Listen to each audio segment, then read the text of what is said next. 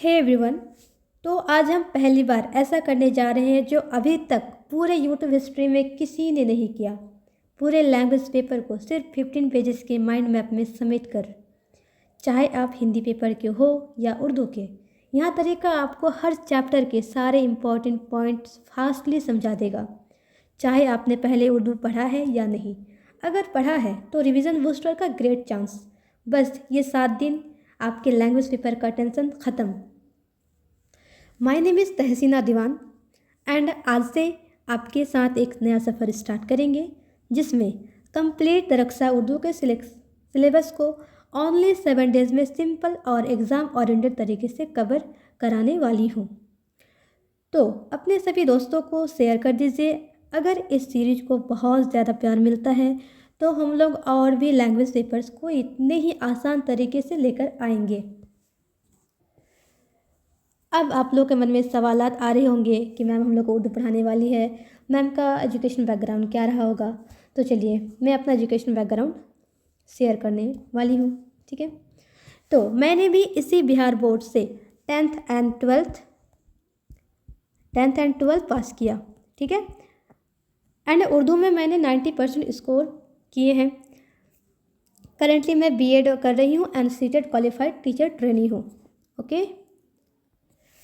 इस तरह मैं अब आपके सफ़र में साथी बनने के लिए रेडी हूँ। आप लोग रेडी हैं? प्लीज़ कमेंट कर दीजिएगा।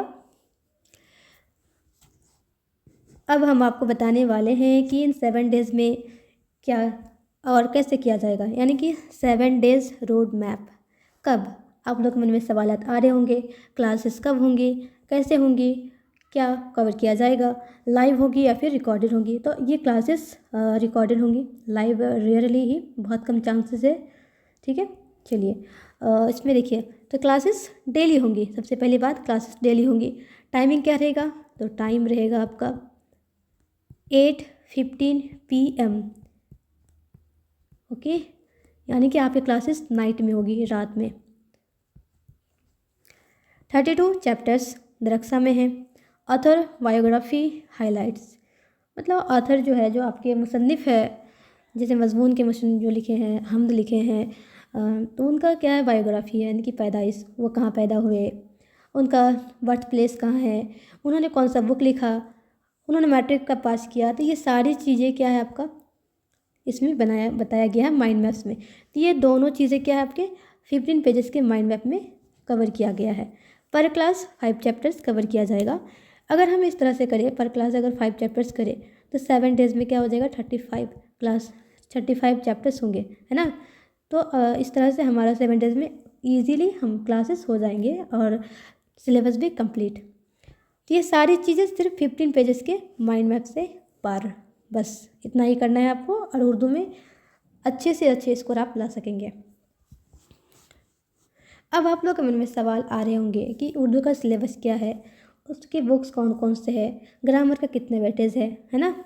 देखिए, टेक्स्ट बुक दरक्सा हिस्सा दोम पहला बुक है, फिर है रोशनी हिस्सा दोम, फिर है उर्दू कवायद जिसमें आपको 25 टॉपिक्स पढ़ने होते हैं। लेकिन आपको अभी ये सारे टॉपिक्स पढ़ना नहीं है, बिल्कुल नहीं है, क्योंकि इतना टाइम भी नहीं है आपके पास कि आप इतने सारे टॉपिक्स को कवर करें। लेकिन जो बहुत इंपॉर्टेंट है, जो हर बार पूछा जाता है, उस टॉपिक को मद्देनज़र रखते हुए क्लास से नोट्स प्रोवाइड किया जाएगा, जिससे आप बहुत ही अच्छे तरीके से रिवाइज कर लीजिएगा। आपकी ये टॉपिक उसमें से कवर हो जाएंगे, इसके लिए टेंशन नहीं लेना है। चलिए, अब एग्ज़ाम पैटर्न। तो बच्चों के लिए सबसे इम्पॉर्टेंट चीज़ क्या है, एग्ज़ाम पैटर्न के बारे में जानना।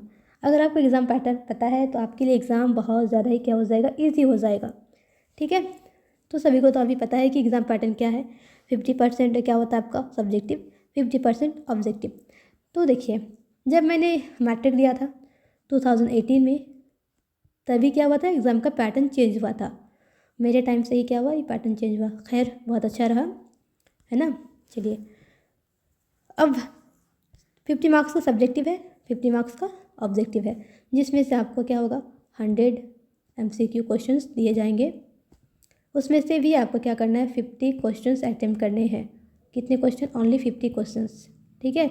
मतलब आप लोग के पास ऑप्शन में भी ऑप्शन है। देख रहे हैं कितना अच्छा अपॉर्चुनिटी है। चलिए, तो आप लोग बहुत ही कम मेहनत से स्मार्ट तरीके से पढ़ के अच्छे स्कोर गेन कर सकते हैं। अब देखिए 50 मार्क्स जो है यहाँ पे है सब्जेक्टिव।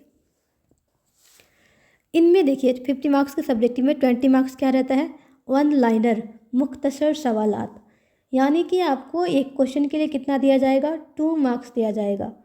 और जो 10 क्वेश्चन है, 10 क्वेश्चन में से आपको यहाँ पे क्या होगा, 10 क्वेश्चन जो लिखना है उसमें से आपको 20 क्वेश्चन दिया जाएगा। 20 क्वेश्चन में ओनली 10 क्वेश्चन, यहाँ पे ऑप्शन, यानी कि अगर आपको कोई क्वेश्चन नहीं आ रहा है तो आप दूसरा क्वेश्चन चूज़ कर सकते हैं। हाँ, जो क्वेश्चन आपको ईजी लगे उसको लिखा कीजिए, ना कि आप सीक्वेंस पे लिखने के चक्कर में जो क्वेश्चन आपको नहीं आ रहा है वो अटेम्प्ट करें। जो अच्छा आपको, आपके लिए जो अच्छा लग रहा है, जो ईजी लग रहा है उसको ही अटेम्प्ट कीजिएगा, क्योंकि आपको इसमें ऑप्शन दिए जाएंगे। 20 में से ओनली 10 क्वेश्चन को ही बनाना है।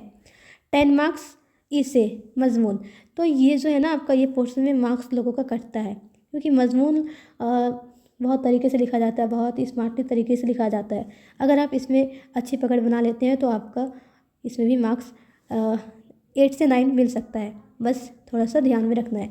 जो मजमून है ना वो हर बार रिपीटेड टॉपिक में ही दिया जाता है, इस पर भी बता दिया जाएगा कि कौन सा टॉपिक आपको प्रिपेयर करना है।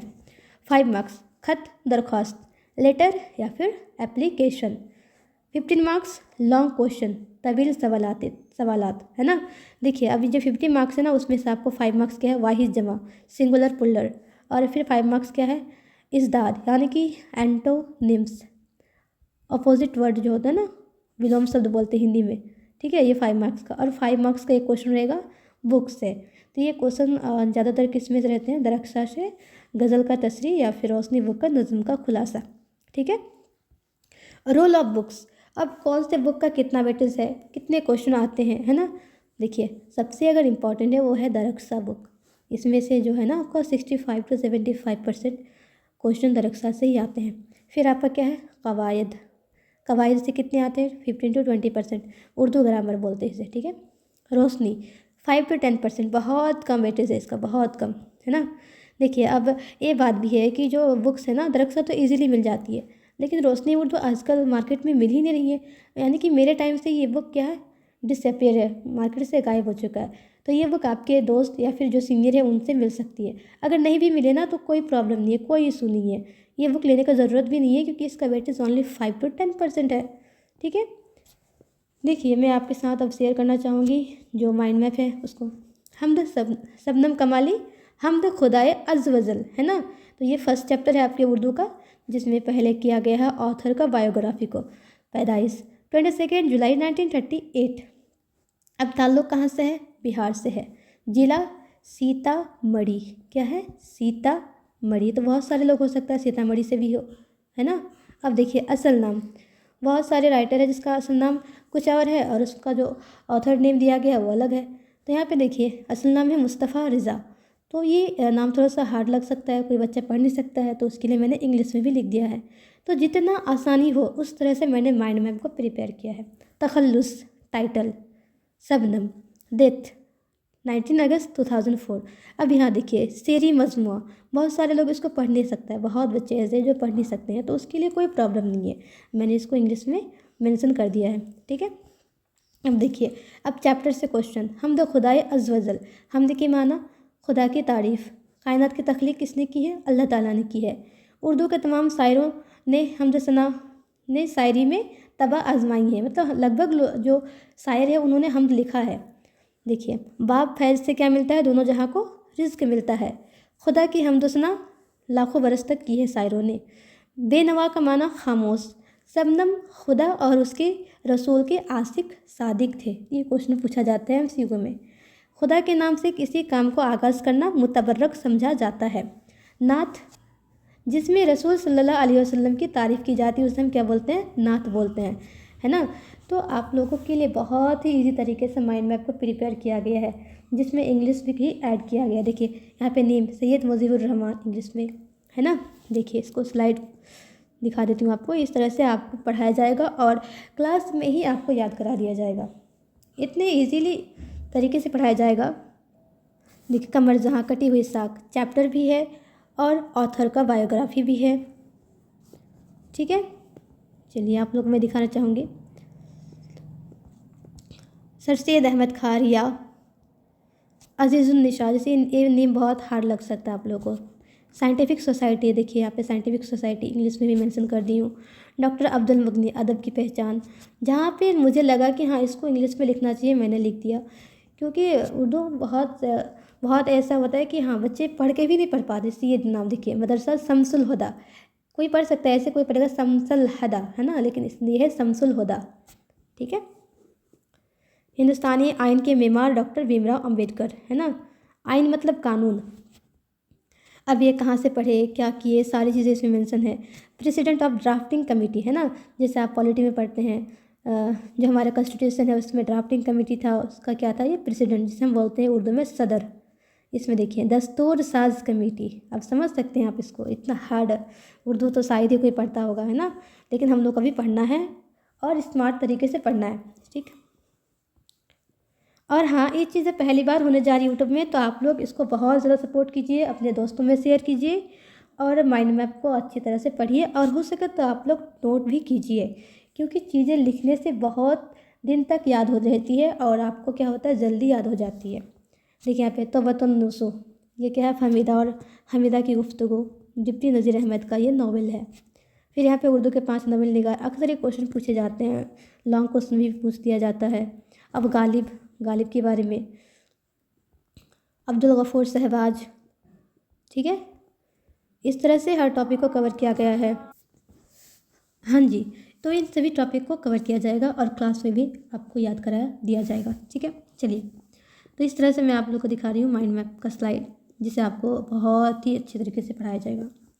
इसके लिए टेंशन नहीं लेना है और पूरा एक्साइटमेंट के साथ क्लास को ज्वाइन करना है और सारे क्लासेस को करने हैं। ठीक है, ओके एवरीवन, सो दुआ में याद रखिएगा एंड कल से आप क्लासेस ज़रूर से ज़रूर देखिएगा एंड अपने दोस्तों को भी शेयर कीजिएगा। ओके, और हाँ, फिर से मैं लास्ट में बोलना चाहूँगी कि ये पूरे यूट्यूब हिस्ट्री में पहली बार होने जा रहा है, सो प्लीज़ अपना पूरा सपोर्ट दीजिएगा और अपने दोस्तों के साथ शेयर कीजिएगा, जिससे आपके साथ साथ आपके दोस्तों को भी नंबर अच्छे आए, है ना, तभी ना अच्छे से आप लोग सेलिब्रेट करेंगे अपने रिजल्ट को। ठीक है, चलिए, ओके एवरीवन, थैंक यू, फिर मिलते हैं फिर, चलिए बाय।